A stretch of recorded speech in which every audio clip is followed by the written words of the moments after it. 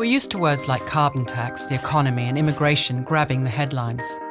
But what if I told you that right now, deep in the heart of New South Wales communities, we are facing a crisis that perhaps goes much deeper than these. Right now, here in New South Wales, there are nearly 1 million people living below the poverty line.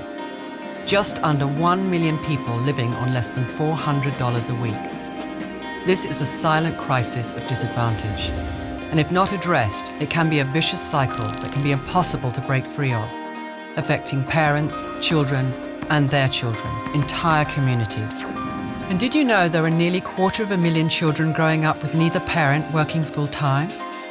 These children and families lack opportunities and often skills, confidence and knowledge to help themselves in times of trouble. They become vulnerable and disadvantaged. Take Catherine, for example. After escaping from domestic violence, she now faces life as a single mum to 2 growing boys and struggles to find work that allows her to balance childcare and make ends meet. Matthew and Jake saw things children should never have to see and are severely bullied at school. The boys now face the struggle of getting through school with no one there to truly listen to them. Currently in New South Wales, 27 kids drop out of school every day. That's 135 in your working week and nearly 10,000 a year. These young people are more likely to have come from low socioeconomic families, more likely to have low literacy and numeracy levels, and are more than twice as likely to be unemployed as those who finish school, making them reliant on our welfare system. From this point, there is often a downward spiral. The odds stack up against these children, positioning them to become the next generation of frustrated and rejected adults, raising frustrated and rejected kids, and picking up where their parents left off, continuing the cycle of disadvantage. This reality paints a pretty bleak picture of the New South Wales that we know and love. But even though the issues are complex, there is another way. And this is where YWCA New South Wales steps in.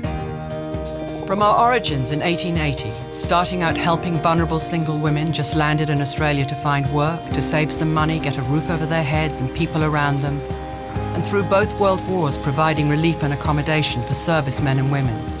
We were there as waves of immigrants changed the face of New South Wales to become the multicultural place it is today, and into the 90s where we opened Y Hotel, whose profits help us run our community programs, and right up into the 21st century with our network of youth and family programs. We are still all about facing the crisis at hand and empowering people. Bit by bit, we are working to ensure parents like Catherine can help themselves and their children beat the odds and succeed. And this is what it looks like. We believe every child has a right to a good education and to learn how to be money savvy, to come to school with a full stomach and to have someone to listen and spend time with them who has a positive influence on their lives, helping them to reach their full potential. We believe every family has a right to job opportunities, to be able to put food on the table and keep a roof over their heads, to understand their legal and financial rights and to learn how to be a good parent. And we believe every community deserves to be a friendly, safe and welcoming place, where neighbours know and respect each other, offering support to one another when times are tough. The difference with us is we put our beliefs into action. It is not just about handouts and quick fix solutions. The team at YWCA New South Wales are here for as long as it takes, determined to be a part of transforming specific communities across New South Wales that have a very high concentration of disadvantage, empowering people like Catherine to be able to help themselves, their families, and then their communities. This is the way to stop the cycle of disadvantage and to build a better future for New South Wales. This is what YWCA New South Wales is fighting for every day. But the responsibility isn't ours alone.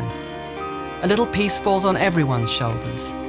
It's time to look a little closer to home and join the fight against disadvantage that's happening in our own backyard.